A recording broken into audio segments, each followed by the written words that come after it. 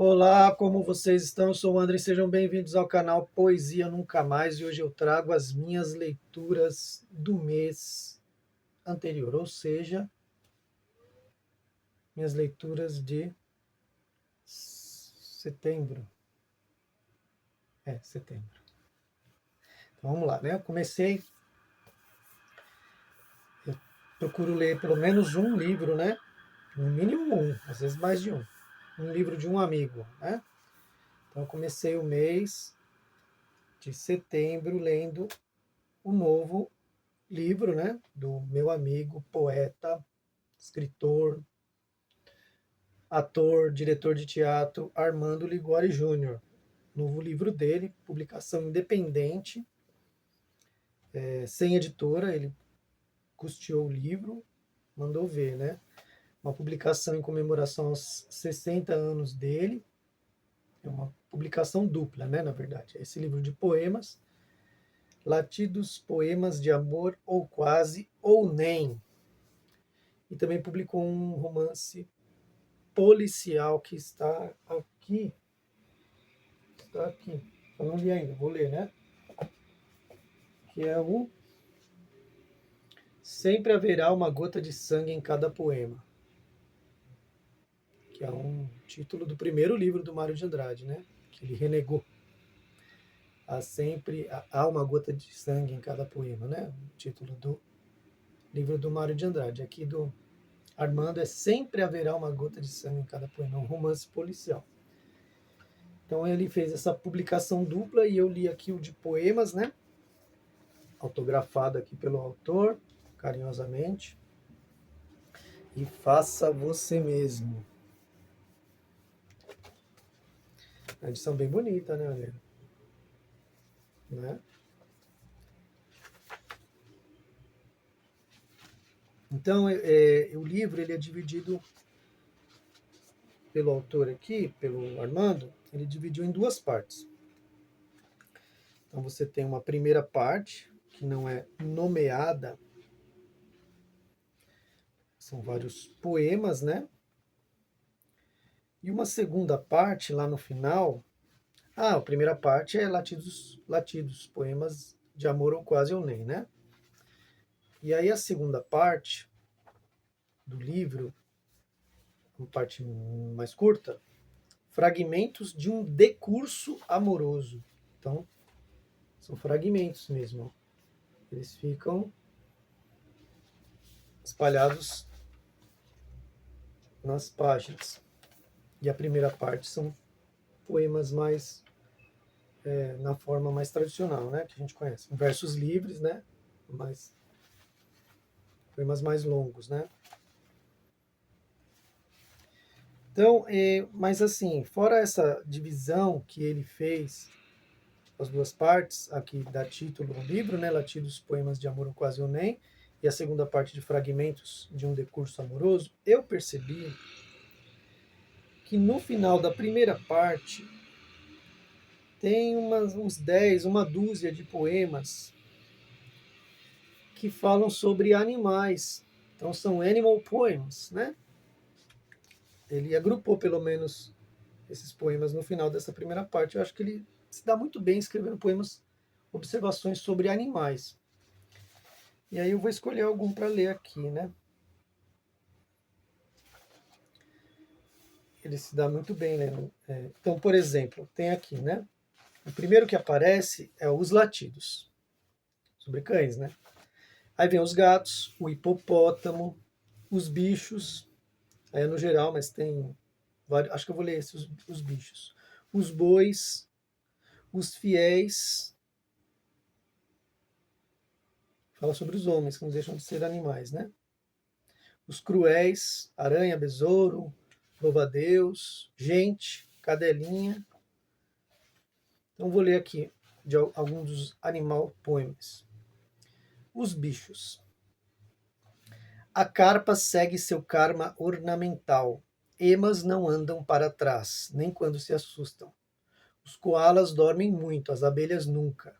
A minhoca vive melhor enterrada, a onça pintada lambe seu picolé, de sangue para se refrescar do calor. Bicho preguiça Bichos preguiça cagam uma vez por semana. O panda prefere o desconforto de um galho para tirar sua soneca. Era isso o poema de amor. Era isso o poema, meu amor. Ah, esse é legal também. Os bois. Dois bois sob o sol que se põe, pensam no depois. Até que um dia, um dos bois, um dos dois, se foi.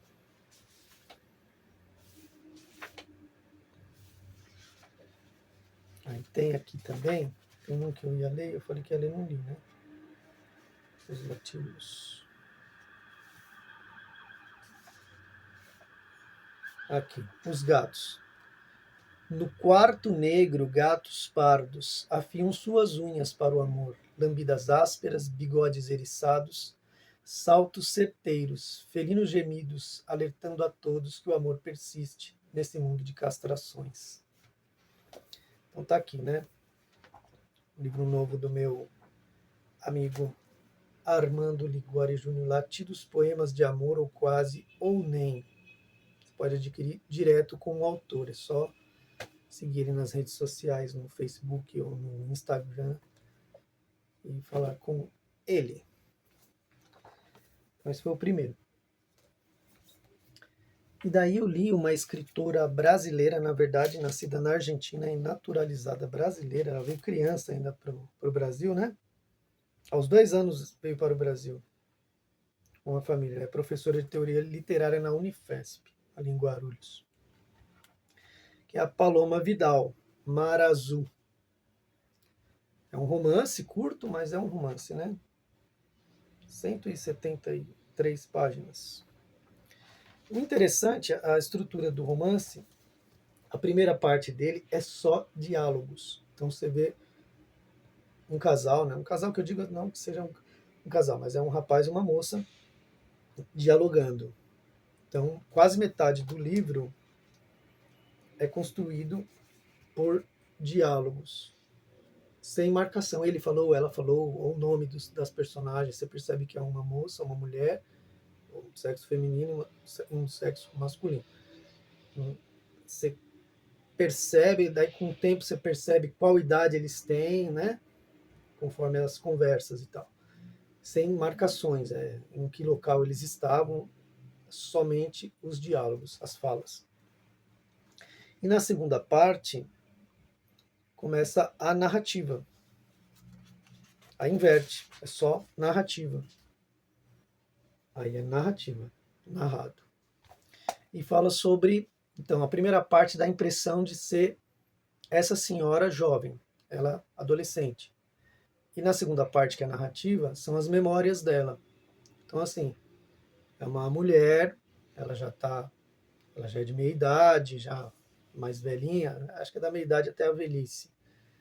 E ela faz fisioterapia, ela faz natação, creio que a natação faz parte da fisioterapia. Lá ela conhece um homem na piscina, se interessa por ele. E também, ela, fora essa questão da terapia, da fisioterapia, tem também que ela descobre o diário do pai dela, que já é falecido. E aí o passado dela, a memória dela, ela começa a entender um pouco da vida dela através da memorialística ali do diário do pai. Então ela lê, então há uma mistura, uma mescla do que se passa no cotidiano dela com o passado dela, da família dela, através do diário, dos apontamentos do diário do pai dela.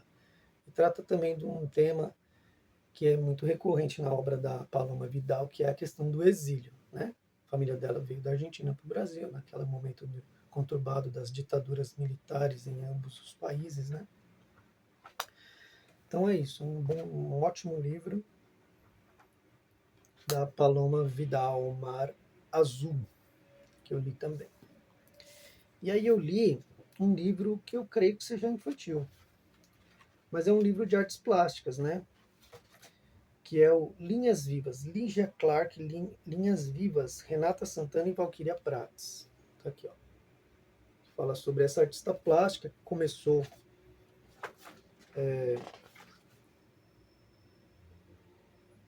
com arte geométrica, né? Assim, uma pintura mais geométrica, pintura, né? Em quadros.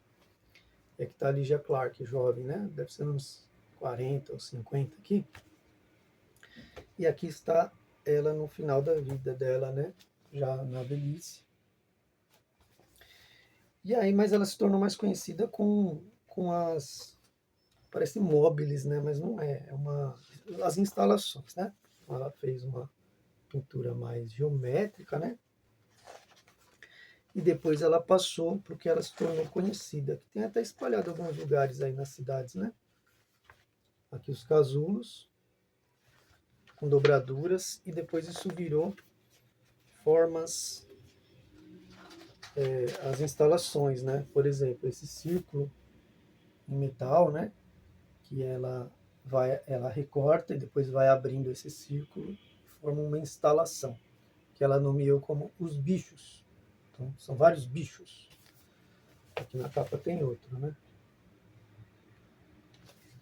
Com formas geométricas também, mais tridimensionais, né? Não mais através da estrutura lisa de uma pintura num quadro. Bem interessante. Aí ela passa no final esses objetos aqui, essas borrachas, né? Parece que eram borrachas. Os bichos moles, né? Obras moles, é borracha. Com galhos, né? E essas borrachas sobre os galhos. Questão do corpo, né? Ah, legal essa página aqui. Que ela faz a dobradura conforme a obra, uma intervenção, né? A obra da Lygia Clark. Bem bacana, né? É uma, acho que é uma introdução, né, para a obra da Lygia Clark. Tá?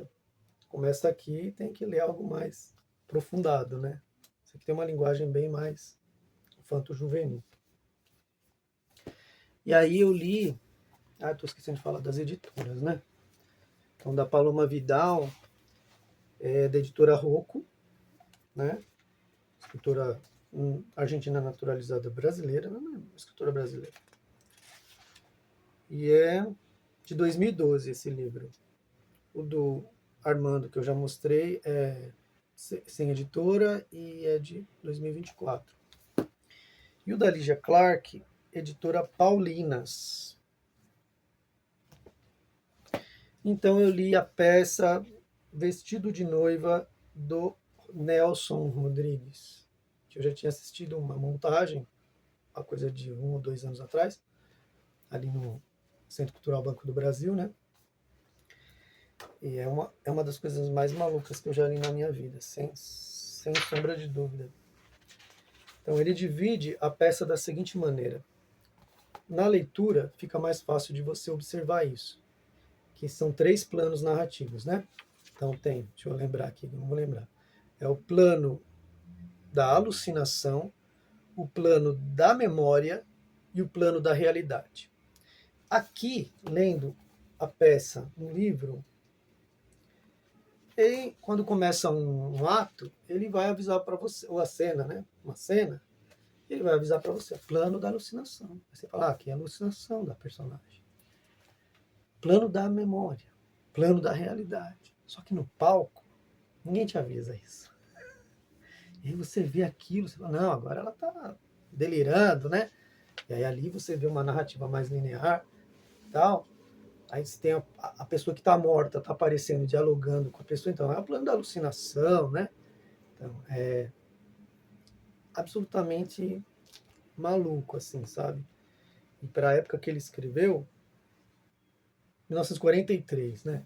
Incrível. E assim, o Vestido de Noiva, essa edição aqui, é da coleção Folha Grandes Escritores, número 14 da coleção. Essa edição aqui é de 2008. Então, tem essa coleçãozinha, nunca tinha lido esse livro. Até curtinho, né? Uma peça teatral. E tratam sobre 2 irmãs, que uma irmã está noiva do rapaz, e o rapaz acaba se apaixonando pela outra, desiste da irmã, quer ficar com a outra. as duas irmãs se desentendem, a, a noiva anterior do rapaz, ela morre, ela sofre um acidente, acho que de carro, se eu não me engano, atropelada, e ela assombra a irmã dela, como se coloca uma maldição, assim, né, de que não vai casar com ele, porque ela vai perseguir e vai assombrar a vida dela. Então tem essa questão do claro, escuro, luz e trevas, o vestido de noivo, o vestido de luto. É um bizarro, é muito, muito louco. E no palco é absurdo, assim. Mas aqui é interessante também. Então ali o vestido de noiva do Nelson Rodrigues, acho que é a terceira peça que eu leio dele. E Anjo Negro, vestido de noiva, e mais algum. Ah, A Serpente, eu li. Acho que é a última peça do Nelson. E aí eu li um livro infantil de outro amigo, olha. Amigo aqui, o Demétrio Panarotto, com ilustrações da Patti Petin, ou Pessim. É uma arquipélago, olha que lindo. É uma edição independente, né? Editora Patifaria, que é uma editora, creio que da Patti Pessim, né? Arquipélago, Demétrio Panarotto, é um escritor do Rio Grande do Sul, professor universitário também, poeta, né? Então aqui você tem a Patti Pessim, ela faz umas colagens assim bem interessantes com barcos, mapas. E tem, ó, parecem ilustrações de livros antigos, né, livros de enciclopédias e tal. É bem bacana, ó. Umas montagens, umas colagens, né? E ele brinca com a palavra armadilha, né? Aliás, com a palavra ilha, armadilha, ervilha, fervilha. Quando pensei em escotilha, por que lembrei de escoteiro? Junto com esquadra veio uma esquadrilha. Olha que ilustração interessante. Aqui é um escoteiro, né? Aí ele está soprando como se fosse uma trombeta, mas não, é uma planta e aqui os tentáculos de um polvo, né? Muito bacana as montagens. E ele está em cima de um pote de ervilha, né? Muito bonita a edição, muito linda mesmo, do Demétrio Panarotto. Acho que é o terceiro livro que eu leio do amigo. É. Ó o Demétrio aqui. Ó. Aqui está o Demétrio e aqui está a Patti Pessim. São livros que você só consegue com os próprios autores mesmo, né? Arquipélago do Demétrio Panarotto. Ele faz uma brincadeira, um jogo de palavras com a palavra ilha, todas as palavras que rimam com ilha. E assim ele vai construindo o livro, a narrativa, em versos. Fizeram um bolo delicioso com uma pitada de baunilha para comer no café da tarde com torta de morangos e tortilhas. Aqui tem a ilustração, torta de morangos e tortilhas. E aí eu li um livro de uma banda, né? Então li um livro sobre música, que eu estava doido para ler, da banda Jesus and Mary Chain, os precursores do shoegaze, que é aquele tipo de música que tem ruídos e distorções na guitarra e os músicos não falam com o público, ficam olhando para o pé, por isso shoegaze, né? Olhando para o próprio sapato, não liga para o público e fica lá curtindo a sua própria música, né? Então eles se tornaram conhecidos, eles são escoceses, são irmãos. Eles se tornaram conhecidos por fazer shows que duravam 15 minutos, porque davam um quebra-pau, um quebra-quebra entre o público e os próprios músicos. Eles se tornaram conhecidos por serem músicos meio arruaceiros, né, baderneiros, que causavam, não sei se eles causavam, o público causava, né? É meio ambígua essa história. E eles se tornaram conhecidos por isso. Shows que duravam 15 minutos, eles não entravam no palco, ficavam bebendo lá no camarim. Tem várias histórias aqui, é bem interessante. Minha cara. Fizeram pro Brasil, né, nos anos 90. É uma banda dos anos 80, né? Aqui, ó, formação original. Os dois irmãos, que são esses dois aqui, né? são a alma do grupo. E o baterista mudou diversas vezes, passaram vários bateristas e outros músicos no grupo, só ficou mesmo a dupla de irmãos. Jesus and Mary Chain, da editora Sapopemba, escrita pela biógrafa Zoe Howe. Tem uma fotinha dela aqui, a Zoe Howe, que é escocesa também. Ela é, pelo que diz aqui, ela é uma jornalista, né, e ela é autora de outros livros também de biografias de músicos e sobre música. Bacana. Aí eu li um quadrinho, né? Primeiro mangá que eu leio, né? Nunca tinha lido um mangá, eu resolvi ler um mangá. Então, aí eu peguei esse aqui, ó, Solanin, que são 2 volumes, né? Pela editora LPM Pocket. Aqui eu vou pegar um para mostrar, né? Solanin é do Inio Asano, o autor. E aqui é da maneira japonesa que você tem que ler. Você lê assim, de trás para frente. Tanto é que aqui na frente, quando você vai abrir tradicionalmente como um ocidental, que você abre o livro assim, aí avisa, pare. Você já está começando a ler pelo lado errado. Aí você tem que ler de trás para diante. Porque é como foi feito. Os quadrinhos foram feitos assim, então não dá para inverter. Então você tem que ler aqui, ó, ao contrário. E na hora de ler os quadrinhos, também é ao contrário. Então, por exemplo, aqui, né? Então aqui, ó, você não vai ler de cá para cá. Você vai ler daqui para cá, daqui para cá, daqui para cá. Então, é assim.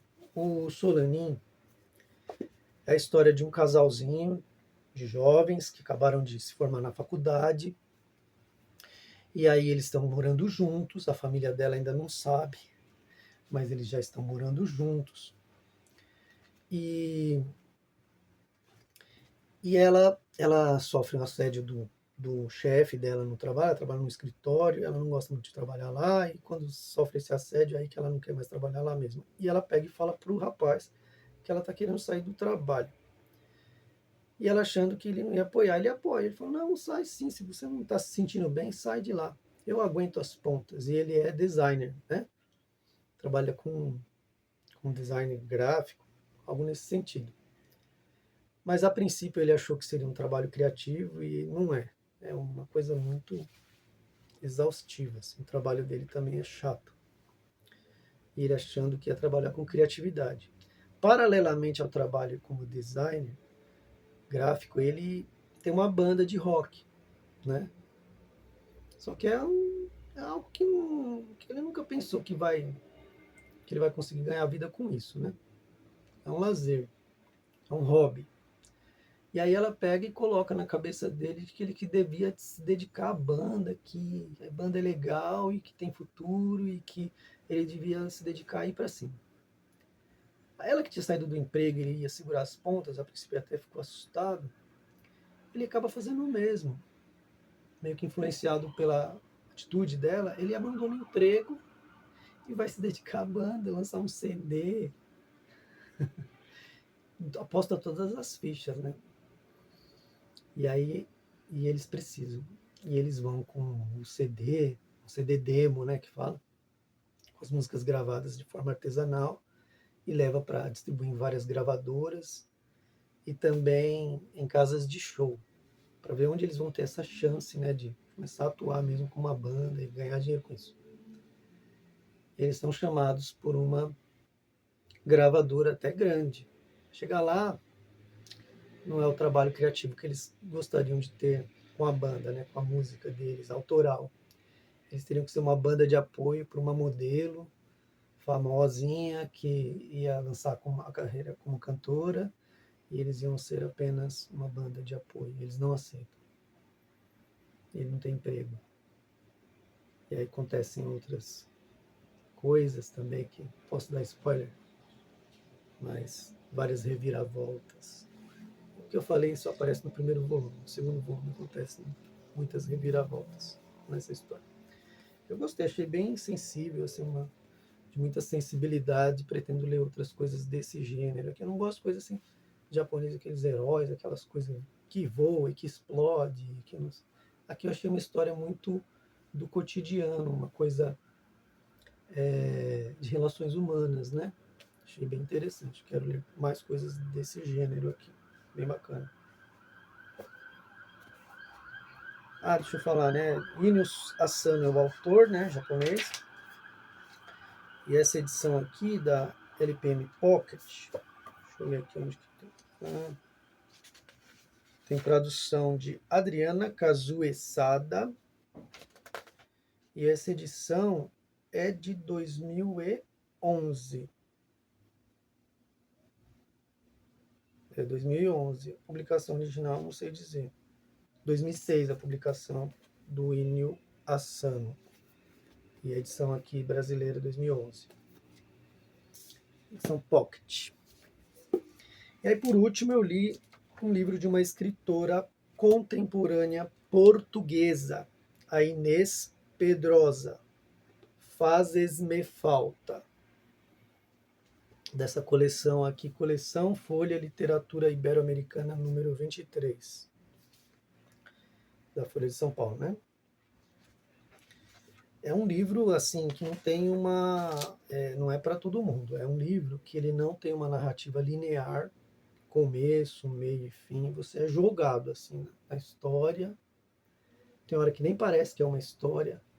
Ela começa a escrever ensaios sobre diversos temas, mas que o tema central desses ensaios é a questão da morte. Mas eu percebo que geralmente a gente vê a morte de um ente querido, como tratar da questão do luto, mas aqui não. É a morte de uma pessoa que não te fez bem. É a morte de uma pessoa que não foi legal. Então tem toda aquela raiva reprimida, que ela e acusações, né? Então, e às vezes não parece a morte de uma mesma pessoa, que às vezes é uma mulher, às vezes é um homem, não é nomeado, ou às vezes é nomeado, e passado, presente se misturam ali, você não sabe exatamente em que momento aconteceu, você fica totalmente. Eu acho que a ideia é essa, deixar você absolutamente perdido. É disfuncional demais. Mas é muito bom. Eu gostei. Não sei nem explicar direito, né? Tema central, o tema da morte. Mas de repente tem um ensaio sobre o Mick Jagger. Você entendeu? É uma coisa de maluco, assim. Pra falar sobre a velhice, né? É muito interessante. Mas é assustador, né? E é um romance longo. Então, já digo que se para você experimentações não tem problema nenhum, você encara de boa, vai fundo. Agora, se para você esse tipo de experimentação não é legal, você vai abandonar no primeiro capítulo, talvez até nos primeiros parágrafos. Levei um mês lendo. Então é isso. Com Inês Pedrosa, Fazes-me Falta, eu concluo aqui as minhas leituras do mês de setembro. Muito obrigado para quem acompanhou até aqui. Um grande abraço e até a próxima.